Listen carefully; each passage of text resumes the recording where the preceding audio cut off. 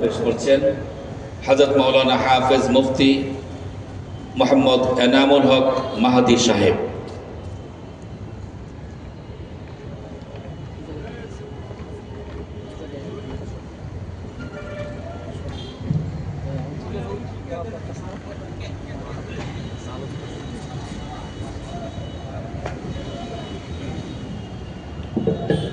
মোহাম্মদ রতন এবং ডেকোরেটরম্যান মধুল, লাইটম্যান রতন, ডেকোরেটরম্যান মধুল, এখনই আপনারা মহিলা প্যান্ডেলের পর্দাটি ঠিক করে দিন। মোহাম্মদ রতন, মাইকম্যান মধুল, এখনই মহিলা মামুনদের বসার ব্যবস্থা করে দিন এবং পর্দা ঠিক করে দিন। মহিলা প্যান্ডেলের লেগুনার দায়িত্বশীল দু একজনকে মঞ্চের পাশে অফিসে যোগাযোগ করার জন্য অনুরোধ করছি। আসসালামু আলাইকুম ওয়া রাহমাতুল্লাহি ওয়া বারাকাতুহু।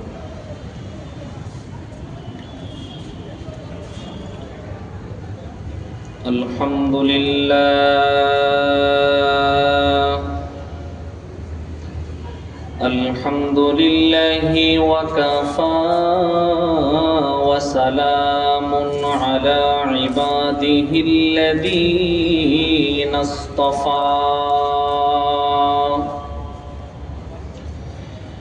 أما بعد فقد قال الله تعالى في كلامه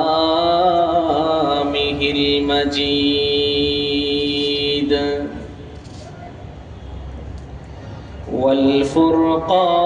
والفرقانه الحميد. أعوذ بالله من الشيطان الرجيم. بسم الله الرحمن الرحيم.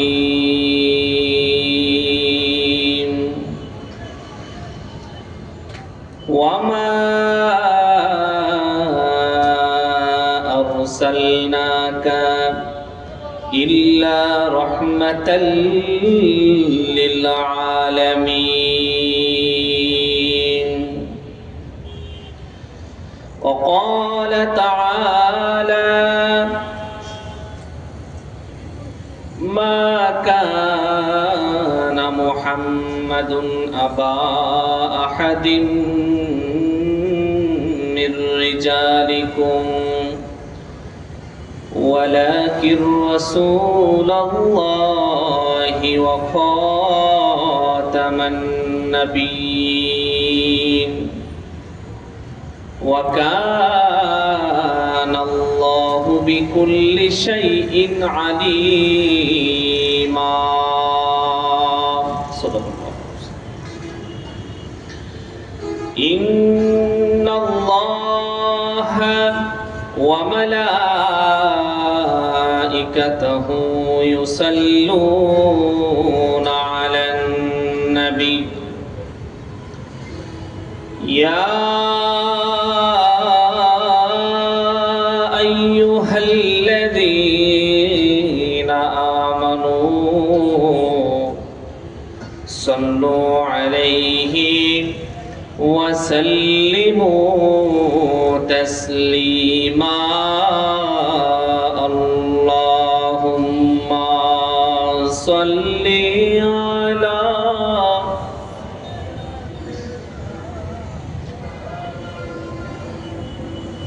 محمد وعلى آل سيدنا.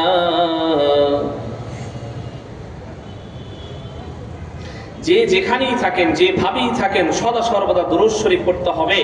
তার কারণ আল্লাহ পাক রব্বুল আলামিন কোরআনুল মাজিদের মধ্যে বলেন, ইন্নাল্লাহা ওয়া মালাইকাতাহু ইউসাল্লুনা আলান নবী। হে আমার ফেরেশতাগণ, হে আমার ঈমানদারেরা, যারা আছো তোমরা শুনে রাখো, জেনে রাখো, আমি আল্লাহ পাক রব্বুল আলামিন আমার রাসূলের উপর দরুদ পড়ি, তোমরাও পড়ো, বলেন সুবহানাল্লাহ। আমার আল্লাহ যদি রাসূলের উপর যদি দুরূদ শরীফ পড়তে পারে, তাহলে আমাদের পড়তে কি কোনো সমস্যা? কোনো ফতোয়া, কোনো মাসালা চলবে না। এই ক্ষেত্রে কথা বলেন চিল্লা এখন ঠিক কিনা? আল্লাহুম্মা সাল্লি আলা মাওলানা মুহাম্মাদ ওয়া আলা আলিহি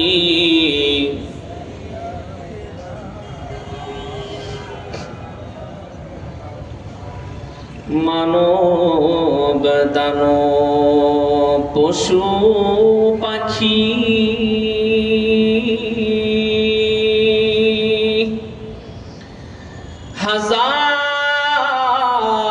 হাজার হাজার মাখলুকাত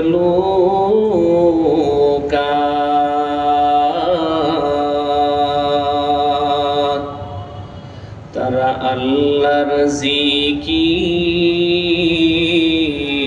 নবীজির দুরূদ পড়েন তারা দিবারাত। আল্লাহুম্মা সাল্লি আলা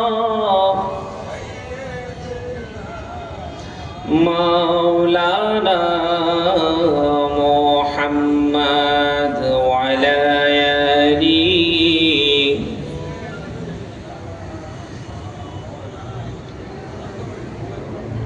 রহমতেরি ভান্ডার নবী।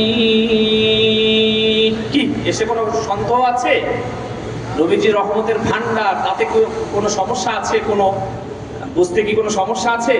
আল্লাহ পাক রব্বুল আলামিন যে কোরআনুল মাজিদের মধ্যে বলেছেন ওয়ামা আরসালনাকা ইল্লা রাহমাতাল লিল আলামিন, আল্লাহ পাক রব্বুল আলামিন বললেন শুধু দুনিয়াবাসীর জন্য নয়, শুধুমাত্র মানব জাতির জন্য নয়, সমস্ত জাতির জন্য আল্লাহ পাক রব্বুল আলামিন আমাদের রাসূলকে রহমত স্বরূপ পাঠিয়েছেন। বলেন আল্লাহু আকবার। রহমতেরি ভান্ডার নবী কোরআন খুলে দেখো না,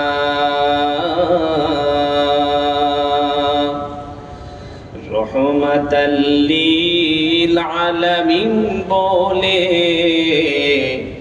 আল্লাহ নিজেই দিলেন ঘোষণা। আল্লাহুম্মা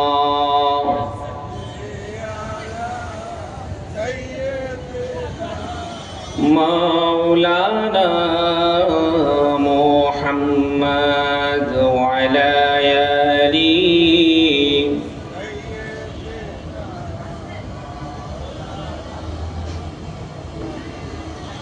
নবীজির গোলামের নবীজির আশেকের কোনো চিন্তা নাই। চলো নবীজির জান্নাতে মদিনাতে যাই। কি যাবেন না? যাবেন? সাথে কি মদিনা যাওয়ার ইচ্ছা আছে? রাসূল পাক সাল্লাল্লাহু আলাইহি ওয়াসাল্লামের মদিনা শরীফে ইতিমের মতো মিসকিনের মতো সেই ধুলা নেওয়ার মতো কার কার ইচ্ছা আছে? বলেন আল্লাহু আকবার। আলহামদুলিল্লাহ, এখানে আশিকে রাসূল আছে।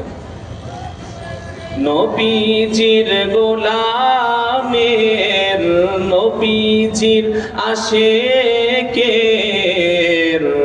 কোনো চিন্তা নাই। চলো নবীজির জান্নাতে মদিনাতে যাই। চলো নবীজির জান্নাতে মদিনাতে যাই। কে কে যাবে মদিনা?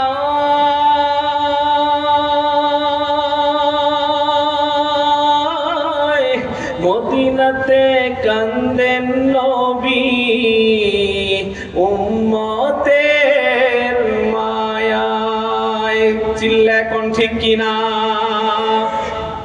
কে কে যাবে মদিনা? মদিনা রাতে কান্দেন নবী উম্মতের মায়ায়, দিন রজনী কান্দেন যিনি, দিন রজনী কান্দেন নবী উম্মতের মায়ায়। চলো নবীজির জান্নাতে মদিনাতে যাই, চলো নবীজির জান্নাতে মদিনাতে যাই। নবীজির গোলামের, নবীজির আশিকের কোনো চিন্তা নাই। চলো নবীজির জান্নাতে মদিনাতে যাই, চলো নবীজির জান্নাতে মদিনাতে যাই। যে জন নবীর আশিকান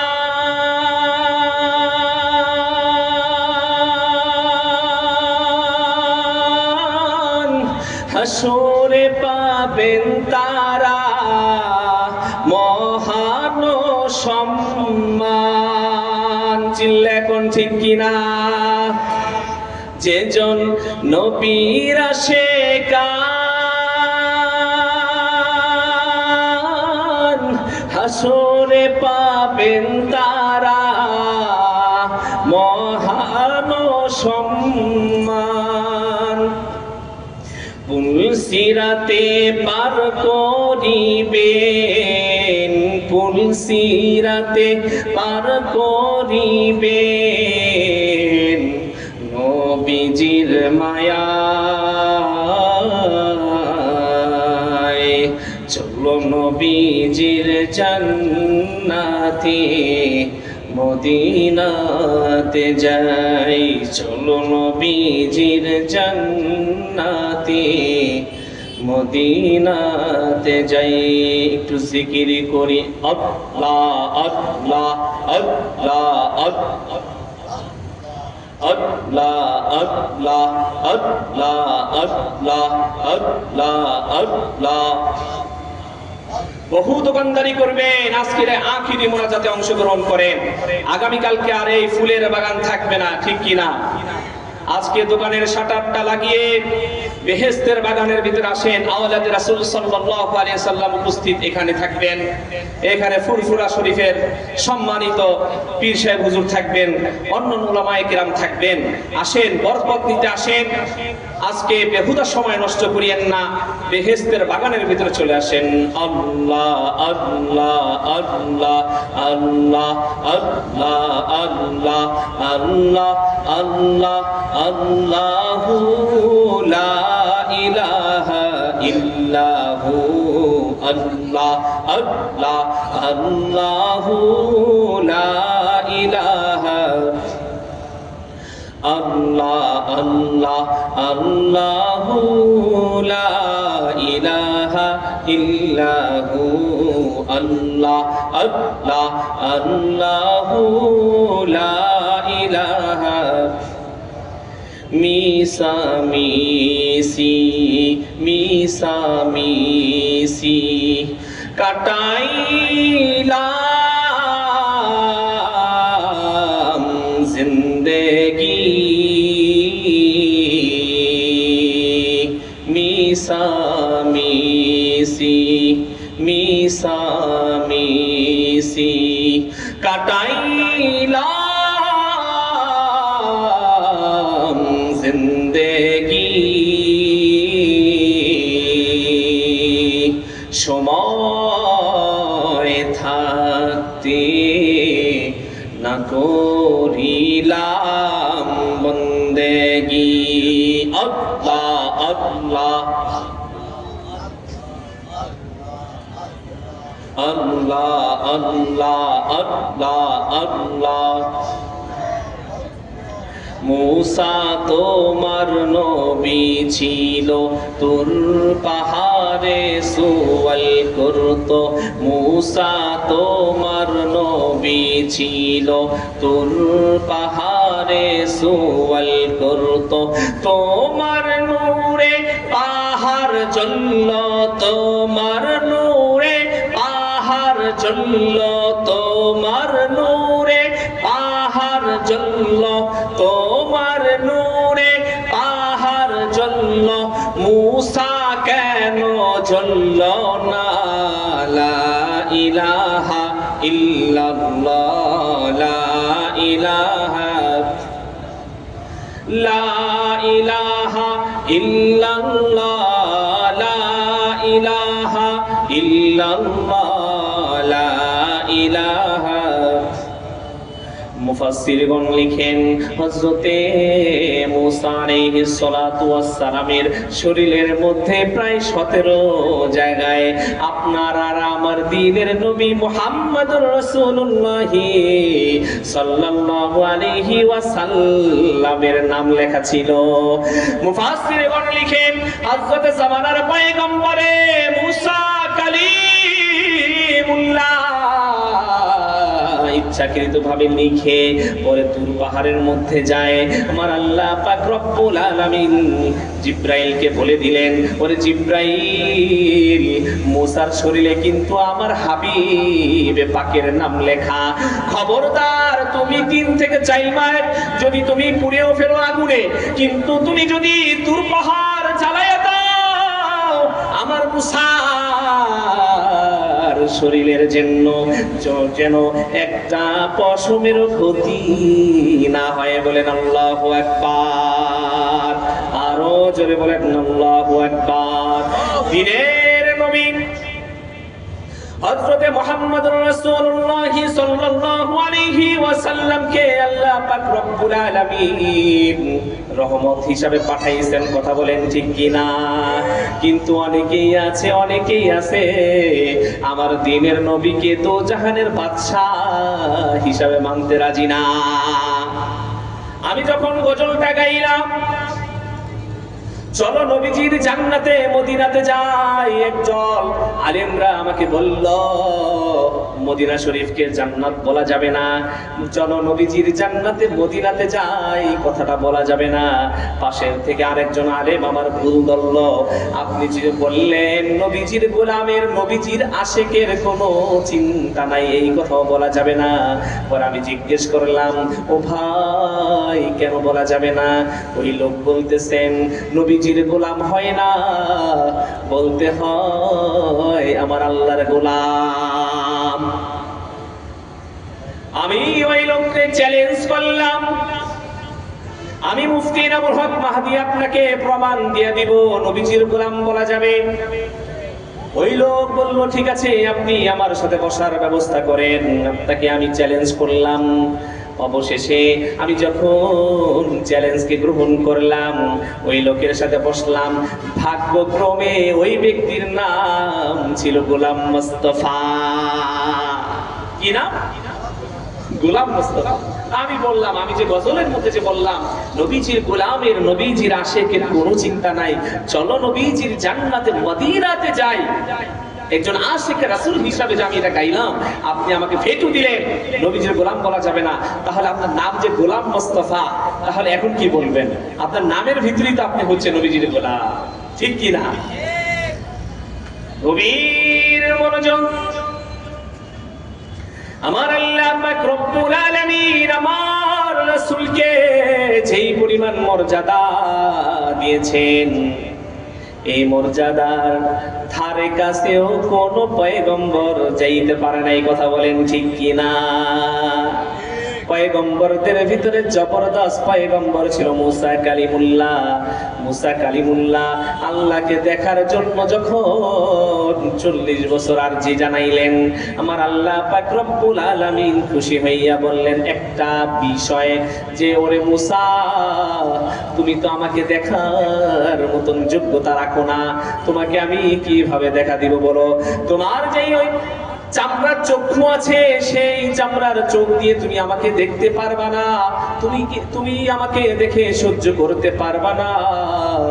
এই কথা যখন মুসারে বলল, মুসা নবী কয়, আল্লাহ আমি অবশ্যই দেখতে পারবো। ওই সময় আমার আল্লাহ পাক রব্বুল আলামিন একটা পর্যায়ে তাকে নূরে তাজাল্লি ছিটে মেরে দিল, কিন্তু মুসা কালিমুল্লাহ তার হয়ে হারাতে পারলেন না। ওইদিকে আমার রাসূলকে মিরাজের রাত্রির মধ্যে যখন হযরতে জিবরাইল আমিন আলাইহিস সালাতু ওয়াস সালাম ইনদাহা সিদরাতিল মুনতাহা ইনদাহা জান্নাতুল মাওয়া, সবাই চিৎকার মেরে বলেন সুবহানাল্লাহ। আল্লাহ পাক রব্বুল আলামিন একটি আসমান নয়, আল্লাহুল্লাযী রাফা'আস সামাওয়াতি বিগাইরি আমাদিন তারাউনাহা। আমার আল্লাহ পাক রব্বুল আলামিন দুনিয়ার মানুষদেরকে জানায়া দিলেন, ওরে দুনিয়ার মানুষেরা রে, তোমরা কি দেখো না আমি আসমানটাকে বিনা খুঁটিতে লটকায়া রাখছি? বলেন আল্লাহু আকবার।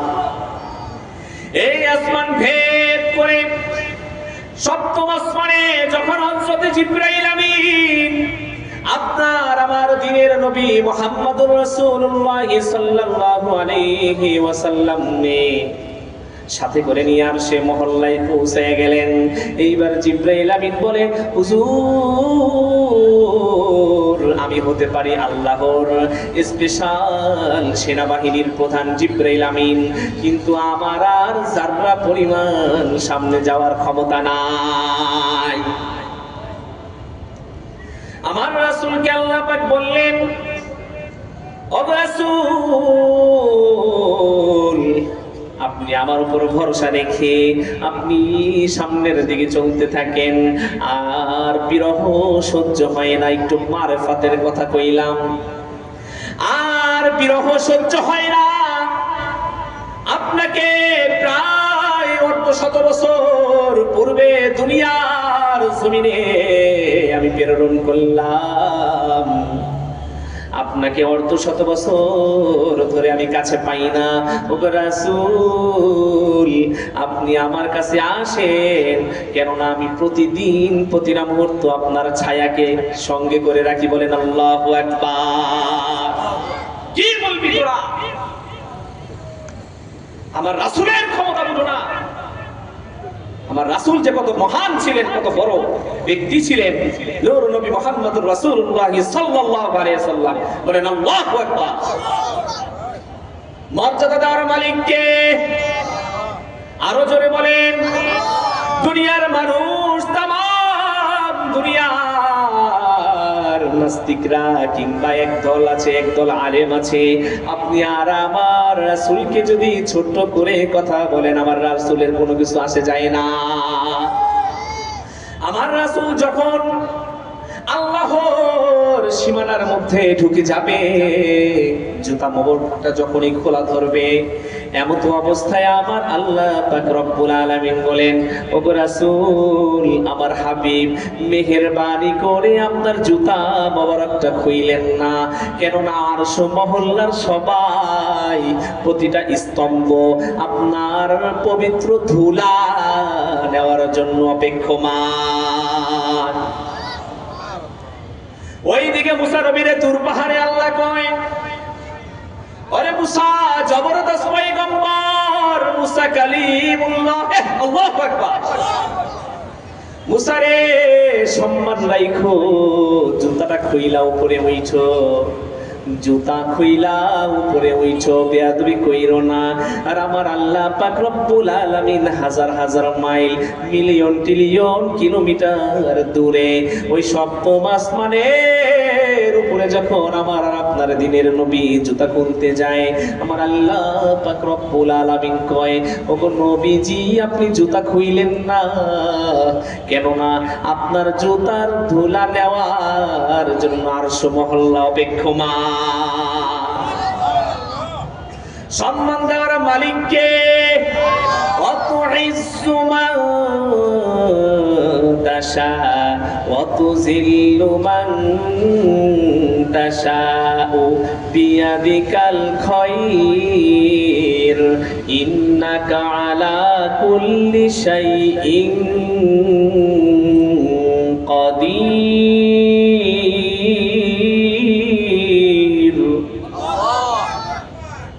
আল্লাহ পাক রব্বুল আলামিন নবীকে বলার পরে নবীজি যখন জুতা মুবারক নিয়ে আল্লাহর সামনে হাজির হয়ে গেছে, বলেন আল্লাহু আকবার। অনেকে আমার নবীর মর্যাদাকে খাটো করার জন্য বলেন 99,999টা পর্দা ছিল, আবার অনেকে মুফাসসিরগণ বলেন পাতলা একটা পর্দা ছিল। আমি মুফতি এনামুল হক মাহদি বলতে চাই কোনই পর্দা ছিল না, ছিল না, ছিল না। আল্লাহু আকবার। কোন পর্দা ছিল না, কেননা আমার আল্লাহ পাক রাসূলকে এত এত এত পরিমাণ ভালোবাসে, মাঝখানে কোনই পর্দা রাখার প্রয়োজন নাই। যে আল্লাহ পাক রব্বুল আলামিন আমার রাসূলের সাথে সাক্ষাতের জন্য একটি নয়, দুইটি নয়, 7টি আসমান ভেদ করে আমার রাসূলকে উপরে নিয়ে গেছেন। আপনার আর আমার মাথার মধ্যে কি একটু ঘিলু নাই, মগজ নাই যে আল্লাহ পর্দা রাখবেন মাঝখানে? এটা হলো আমার নবীকে ছোট করার জন্য। কি করার জন্য? ওই একদল নাস্তিক আছে, দেখেন না কি বলে, যে আম্মা জান আয়েশা সিদ্দিকা রাদিয়াল্লাহু তাআলা আনহার বিয়ের ব্যাপারে কি বলে কি না। তো মূল বিষয় হচ্ছে বিয়ে না, মূল বিষয়টা হচ্ছে আমার রাসূলকে ছোট করার জন্য, ঠিক কি না? আমার বাবা কিংবা আমার দাদা নানাদের আমলই তো আপনার মেয়েদের মাদের বোনদের 9, 10, 11, 12 বছর বিয়ে হয়েছে না? কি বলেন? আপনারা সাক্ষী দেন, সাক্ষী দেন, আল্লাহকে সাক্ষ্য হিসাবে আপনারা দেখেন, আপনারা রাখেন যে আল্লাহ আমি সাক্ষ্য দিচ্ছি আম্মা জান আয়েশা সিদ্দিকা রাদিয়াল্লাহু তাআলা আনহা তখন উপযুক্ত বয়সে ছিলেন। বলেন আল্লাহু আকবার। নাস্তিকরা বিভিন্ন ধরনের আপনাকে যৌক্তিকতার কারণ দেখাবেন, মেডিকেল সায়েন্স দেখাবেন। আরে ভাই, কিসের মেডিকেল সায়েন্স? আমি মেডিকেল সায়েন্স তখন বিশ্বাস করব যতক্ষণ পর্যন্ত কোরআনের সাথে সংঘর্ষ না লাগবে, ঠিক কিনা?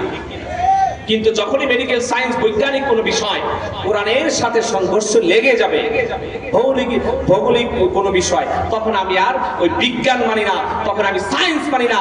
আমার কাছে প্রায়োরিটি একমাত্র পাবে হচ্ছে আল কোরআন। এখানে বিজ্ঞান কি বলে দেখেন, আসমান বলতে কিছু নাই।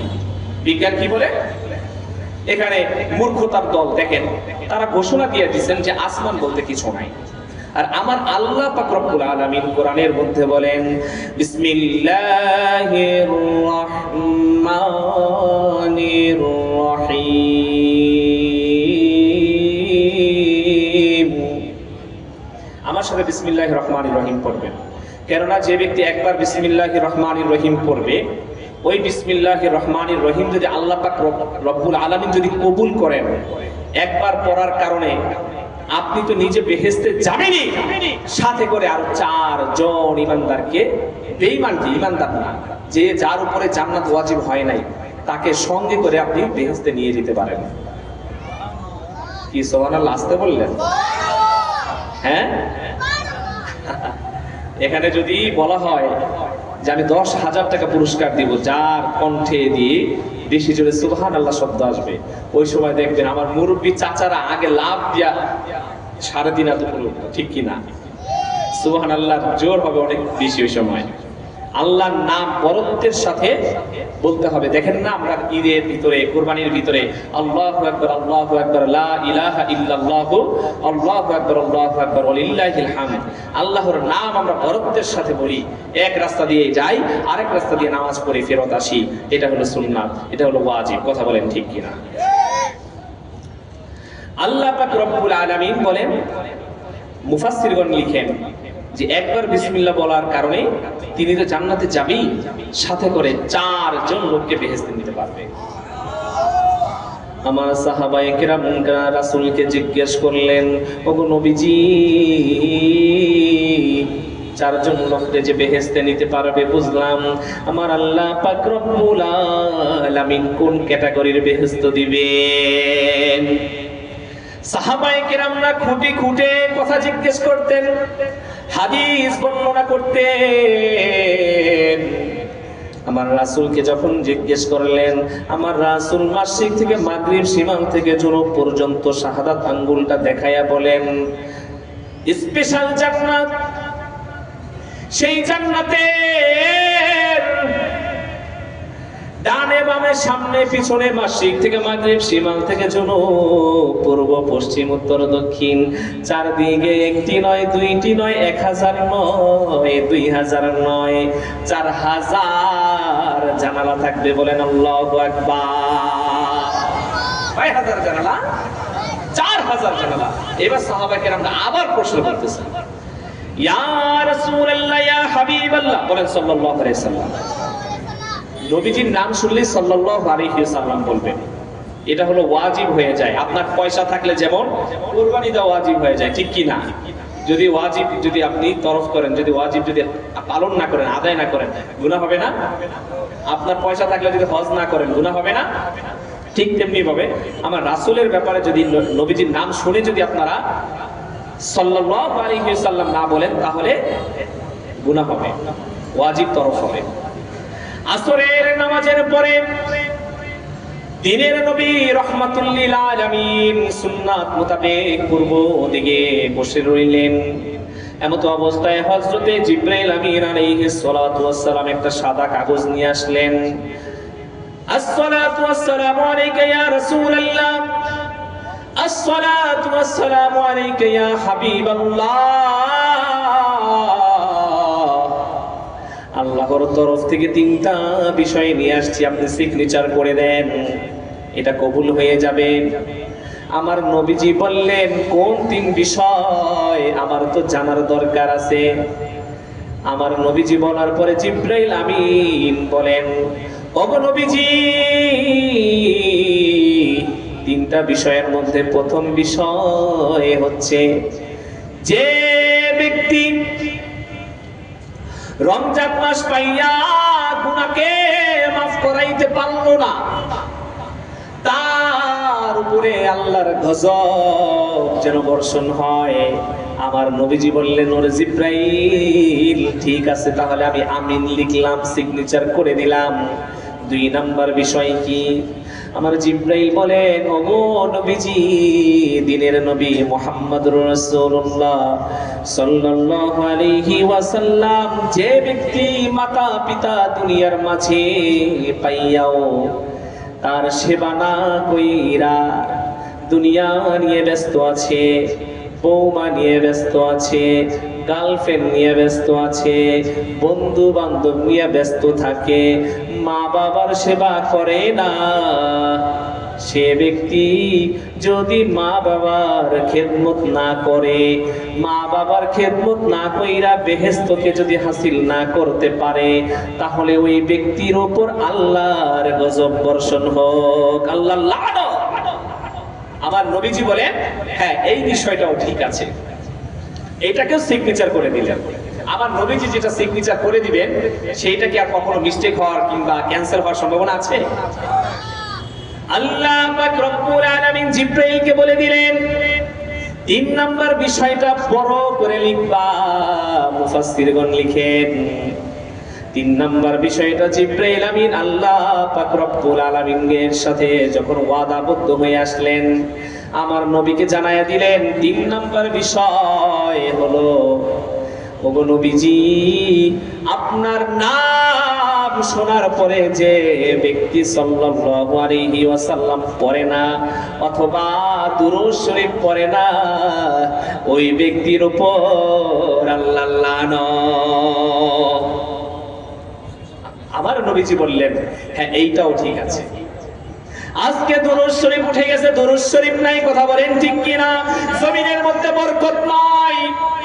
আসমান থেকে বৃষ্টি বর্ষণ হয় না, হাজার হাজার মানুষ চোখের পানি ফালায় বৃষ্টির জন্য।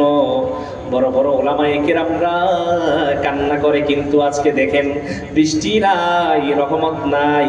কেননা আমি ছোটবেলা দেখতাম শবে বরতের রাত্রে, শবে কদরের রাত্রে প্রতিটা এলাকার মধ্যে এমন মানুষের ভিতরে মিল মহাব্বত হইতো। কোনো ব্যক্তি যদি এক বছর একজনের সাথে একজন নাও কথা বলায় যদি থাকতো, কিন্তু শবে বরতের রাত্রে মিলে যেত। কথা বলেন ঠিক কি না? কথা বলতো, ক্ষমা চাইতো।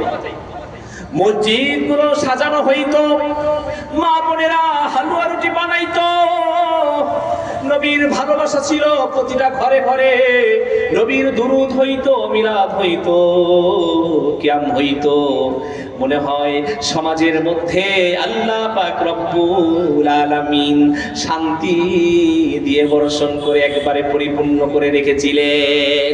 কিন্তু আজকে শান্তি না, আমার রাসূলের প্রতি মহব্বত নাই, আশিকে রাসূল নাই, ইশকে মহব্বত নাই কারণে। শেষ সময় একটি কথা বলতে চাই, এত সুন্দর আয়োজন ইসলামী মহাসম্মেলনের, কৃতজ্ঞতা জানাই আলহাজ হাফেজ কারি কাজী আল্লামা মারুফ বিল্লাহ সাহেবের প্রতি এবং মুজিবুর রহমান সাহেব, মুফতি আব্দুস সুবহান বিক্রমপুরী সাহেবের প্রতি, প্রতিষ্ঠাতা সাধারণ সম্পাদক হাবিবুল্লাহ সাহেবের প্রতি। তাকে আল্লাহ তাআলা জান্নাত বর্ষণ করুক, বলেন আমিন। আল্লাহ পাক রব্বুল আলামিন আমাদের উপস্থাপনায় যিনি আছেন বিজ্ঞ আলেম, জবরদস্ত একজন আলেম, আল্লাহ তাআলা ওনার হায়াতের মধ্যে বরকত দান করুক, বলেন আমিন। এবং আমাদের সবাইকে আল্লাহ পাক রব্বুল আলামিন একজন খাঁটি আশিকে রাসূল হওয়ার তৌফিক দান করুক। আমার নবীর প্রতি মহব্বত, ভালোবাসা, ইশকে মহব্বত বাড়ায় দেন, বলেন আমিন। ওমা তাওফীকি ইল্লা বিল্লাহ ওমা আলাইনা ইল্লাল বালাগ। আসসালামু আলাইকুম ওয়া রাহমাতুল্লাহি ওয়া বারাকাতুহু। অনেক অনেক ধন্যবাদ তরুণ আলেম, সুমিষ্টভাষী হযরত মাওলানা হাফেজ মুফতি এনামুল হক মাহাদি সাহেব। সম্মানিত সুধী মণ্ডলী, ইতিমধ্যেই আমাদের মাঝে আগমন করেছেন